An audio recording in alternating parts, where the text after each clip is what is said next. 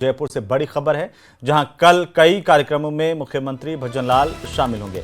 Roadways के नई बसों को हरी झंडी दिखाएंगे सीएम और उनके साथ इस दौरान डिप्टी सीएम और यातायात मंत्री डॉक्टर प्रेमचंद बैरवा भी मौजूद होंगे। वहीं प्रथम गौ महाकुंभ कार्यक्रम में भी मुख्यमंत्री के शामिल होने का कार्यक्रम है। विद्याधर नगर स्टेडियम में कार्यक्रम आयोजित होगा। तो कल मुख्यमंत्री के कार्यक्रमों को लेकर के बड़ी अपडेट, बड़ी जानकारी। तो वहीं विधानसभा स्पीकर के खिलाफ कांग्रेस के विश्वास प्रस्ताव लाने के संकेत के बाद प्रदेश का सियासी माहौल गर्मा गया। बीजेपी नेता लगातार गोविंद सिंह डोटासरा पर निशाना साधते रहे। रिपोर्ट देखिए।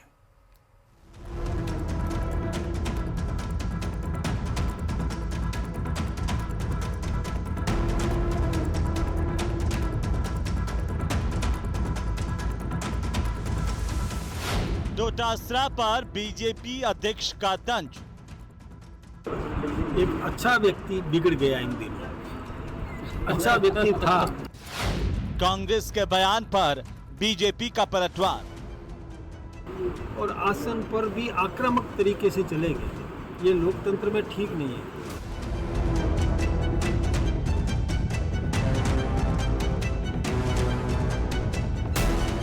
अविश्वास प्रस्ताव लाने से जुड़ा गोविंद सिंह डोटासरा का बयान ऐसे समय में आया जब राजस्थान विधानसभा का सत्र हंगामेदार चल रहा है। पीसीसी चीफ के इस बयान पर भाजपा के प्रदेश अध्यक्ष मदन राठौड़ ने पलटवार करते हुए कहा कि एक अच्छा व्यक्ति बिगड़ गया है। अच्छा व्यक्ति था, लेकिन इन दिनों बिगड़ गया। उसने अपने व्यक्तित्व को समाप्त करने की दिशा में आत्मघाती कदम कई उठाए। सबसे पहले तो देखिए, मैं उनके साथ में विधानसभा में रहा हूँ और हम ये मानते थे कि एक उभरता हुआ एक नेता है जो ठीक ढंग से अपनी प्रतिभा विकसित कर रहा है, लेकिन विपक्ष में वो भूमिका नहीं निभा पा रहा है। डोटासरा पर हमला बोलते हुए मदन राठौड़ ने कहा कि वो विपक्ष में भूमिका नहीं निभा पा रहे हैं, वो हल्के शब्दों का इस्तेमाल करने लगे हैं। कांग्रेस प्रदेशाध्यक्ष अपनी ही पार्टी के वरिष्ठ नेताओं की बातों को सार्वजनिक तौर पर खारिज कर रहे हैं। वो वरिष्ठ नेता है राजेंद्र पारिक जी, समझदार नेता है, योग्य नेता है। उस नेता के लिए डोटासरा जी ऐसा शब्द प्रयोग करे सार्वजनिक रूप से, ये मेरे ख्याल से उनको ऐसा नहीं करना चाहिए। घर में बुला के बात करते थे, पार्टी फोरम पर बुला करके बात कर देते थे, लेकिन सार्वजनिक रूप से अपमानित करना ये ठीक नहीं है। बीजेपी अध्यक्ष ने कांग्रेस को बिखरने वाली पार्टी बताया। उन्होंने कहा कि इनके अंदर ही विरोधाभास है। इस दौरान मदन राठौड़ ने राजनीति में शब्दों के सही इस्तेमाल पर भी जोर दिया। फिलहाल बीजेपी अपने कार्यकर्ताओं और पदाधिकारियों को भी शब्दों के चयन का महत्व बता रही है, जिससे किसी भी तरह के विवाद से बचा जा सके। न्यूज़ 18 राजस्थान के लिए सुधीर शर्मा की रिपोर्ट।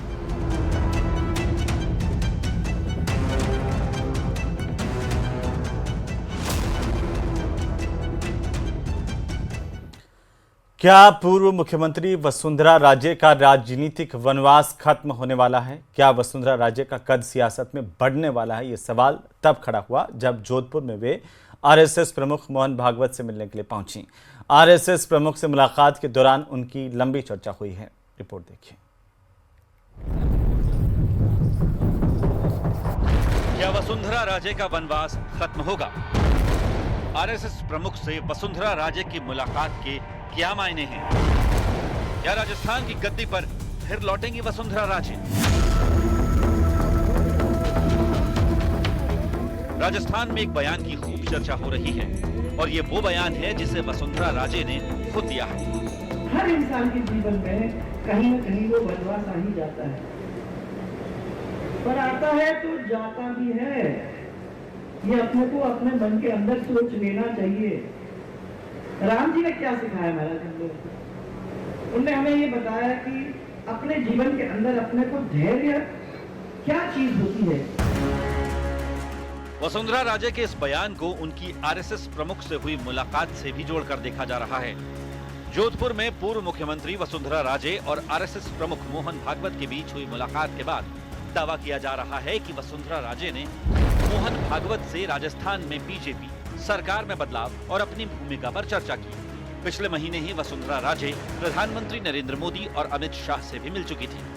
अब आरएसएस प्रमुख से हुई मुलाकात के बाद कई मायने निकाले जा रहे हैं। मोहन भागवत से मिलने से पहले जोधपुर में ही उन्होंने इशारों में बहुत कुछ कह दिया था कि ये राजस्थान एक परिवार है, हम सबका परिवार है, इसमें सब मजहब और सब जाति आराम से प्यार से रहें, एक खुशहाली का वातावरण हो, ताकि प्रदेश में सब लोग जब मिलके काम करेंगे तो समृद्धि होगा। हमेशा होती है, हो सकता है कि थोड़ा देर लगे, परंतु होती है।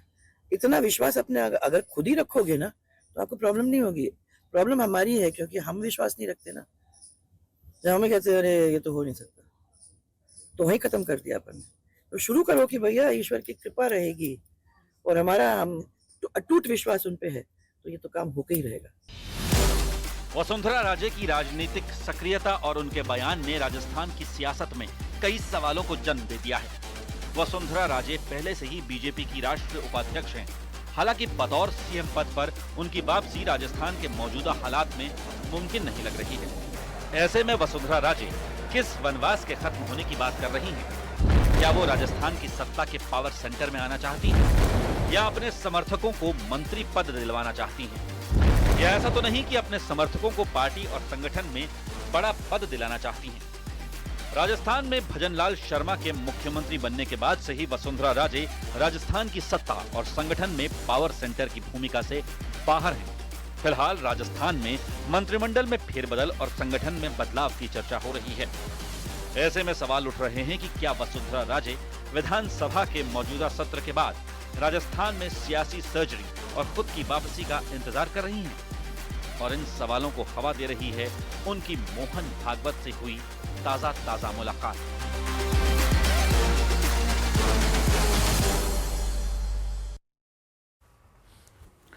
तो वहीं भारी बारिश की वजह से प्रदेश के कई जिलों में हाहाकार मचा हुआ और बाढ़ की वजह से कई इलाकों में जनजीवन अस्त व्यस्त हो चुका है। वहीं किसानों की फसलें बर्बाद हो गई हैं। तो deputy CM doctor Premchand Bairwa ने अतिवृष्टि से प्रभावित इलाकों का दौरा किया है। वहीं सवाई माधोपुर में आपदा राहत मंत्री डॉक्टर किरोड़ीलाल मीणा ने 6 से अधिक गाँव का निरीक्षण किया। 2 अलग अलग तस्वीरें। दूदू जहां इलाके में पहुंचे उप मुख्यमंत्री डॉक्टर प्रेमचंद बैरवा लोगों के बीच गए, तो वहीं सवाई माधोपुर में आपदा प्रबंधन मंत्री डॉक्टर किरोड़ीलाल मीणा लोगों के बीच गए, उनके दुख दर्द जाने।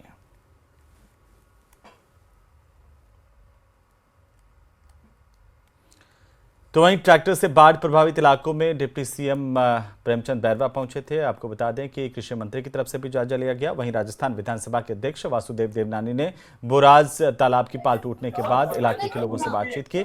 उन्हें आश्वस्त किया कि जल्द क्षेत्र में व्यवस्थाएं बनाते हुए उनको राहत पहुंचाई जाएगी। इस दौरान उन्होंने पूरे इलाके का जायजा लेने के साथ ही तालाब की पाल टूटने को लेकर जानकारी ली। वहीं मौके पर शहर अध्यक्ष रमेश सोनी और जिला कलेक्टर के साथ ही अन्य प्रशासनिक अधिकारी मौजूद रहे। अजमेर के वरुण सागर रोड पर स्थित बोराज तालाब की 40 फीट ऊंची पाल लगातार हो रही बारिश की वजह से टूट गई है। उसका पानी सैलाब बनकर स्वास्थ्य नगर, रावत नगर और अन्य कॉलोनियों तक पहुंच गया। 4 से 5 फीट तक घरों में पानी भर गया, जिसकी वजह से हाल खराब हुआ। 1 दर्जन करीब मकानों की दीवारें टूटी बताई जा रही हैं। घरों में पानी जमा होने से काफी लोगों को नुकसान पहुंचा है।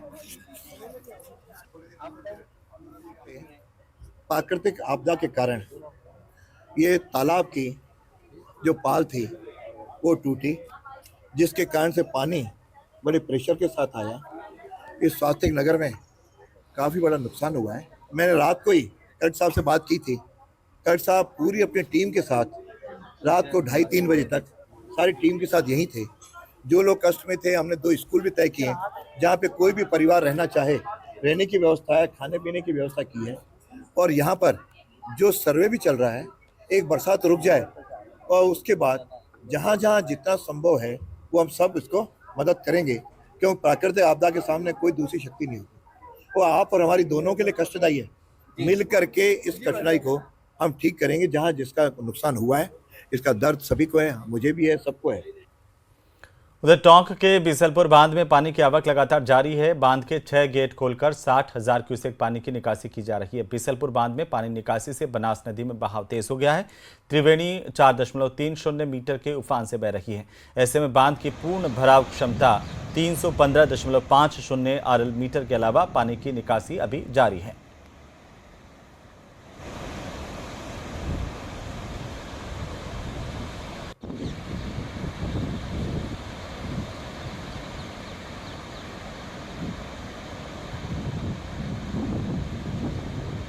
बीसलपुर बांध से 60,000 क्यूसेक पानी की निकासी की जा रही है।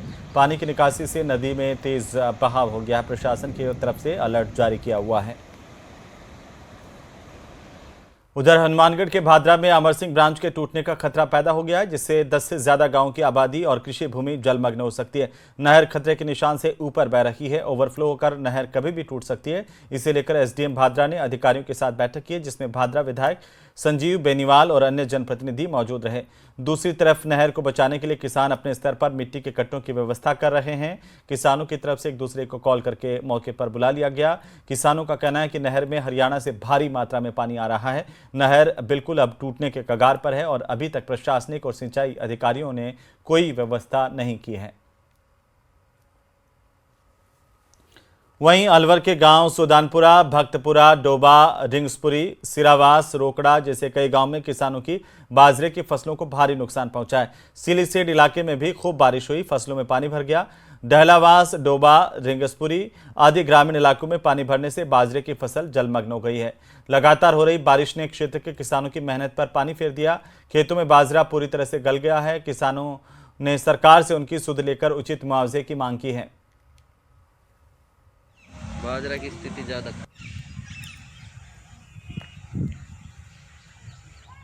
बाजरे की फसल को बहुत ज़्यादा नुकसान है। चारे की भी आगे चलकर समस्या आएगी।